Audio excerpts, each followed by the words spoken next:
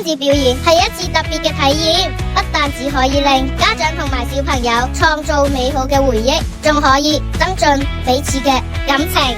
喺同樂日中會有親子共舞嘅環節，小朋友都好期待同爸爸媽媽一齊共舞。而家我哋一齊嚟睇下佢哋練習嘅片段啦，佢哋真係好認真㗎，到時就可以教爸爸媽媽一齊跳啦，一擊即中同埋繽紛拋彩球遊戲都係既有趣又富有挑戰性嘅訓練。佢不但可以鍛煉小朋友嘅反應力同埋手眼協調能力，仲可以培養佢哋嘅專注力同埋自信心。今日等我帶你哋去睇下小朋友係點樣玩呢兩個遊戲啦。去片話咁快，我哋已經介紹咗4集嘅親子同樂日前傳，就係聽日啦。聽日就係親子同樂日啦。呢幾日介紹嘅體能活動都會喺同樂日嘅全民運動攤位當中出現。